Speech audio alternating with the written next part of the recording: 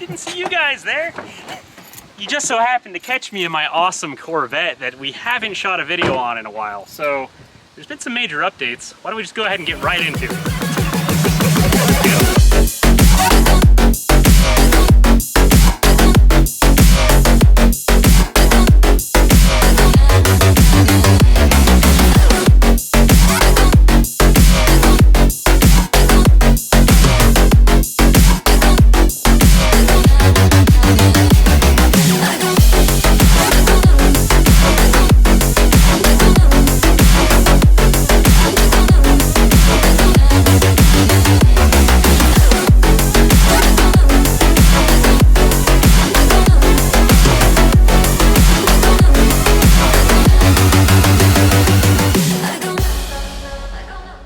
So welcome back to the Corvette build series. I know we haven't touched on it too much, and I do apologize for that. All of that's entirely my fault. But I want to go ahead and get you guys caught up because I have done quite a bit of things to the car since I've last done a video on it, and I kind of want to quickly brief you on what those things are. And then I promise after this, we're going to start getting back into this car a little bit. It might still be a little spotty with a couple episodes here and there, but we're going to actually start doing some more things to this car here in the near future.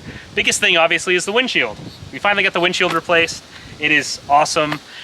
We actually got it done by a local shop here in town. They came out, I'll overlay a little bit of the video here. They came out and replaced the windshield for us at the house, which was awesome.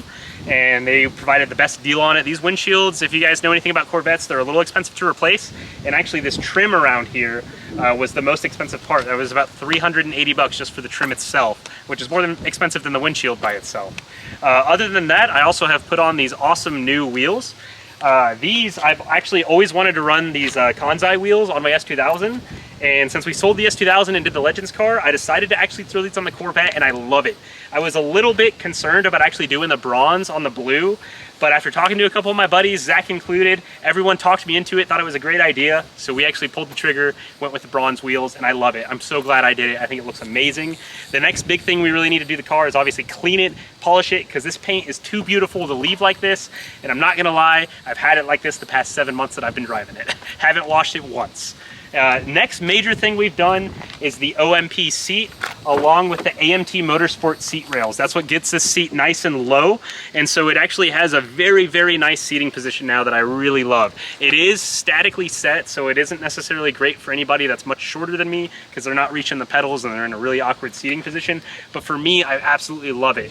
And I will go back and I'm going to touch up on this setup here a little bit, and we'll do a full dedicated episode because I don't actually have the harness fully installed yet. I have it currently set up as a 3-point harness rather than a 5-point. So we're going to be going back, touching up on that here pretty soon. I've also installed a harness bar back here as well, and I do want to go back and talk to you guys about that as well. So that's pretty much the biggest part of it. I've installed a radio. I haven't done speakers or anything, so it's just a Joy Ying Android radio from Amazon. Nothing special about that. I do have that awesome new shift knob in place now too. I hate the stock shift knobs on these cars. That was the first thing I replaced. That is actually a Delrin shift knob from the Corvette C5R. It's awesome. I absolutely recommend it. If you guys want that, I'll have a link for it down in the description. But that's pretty much it, I guess, for now. We're going to get into actually reviewing this car a little bit. So if you guys are interested in seeing more about this car, make sure to stay tuned because the next episode, I'm going to review it and I'm going to talk about how much I love to drive this car. Because let me tell you, I love driving it. See you next time. Big boy.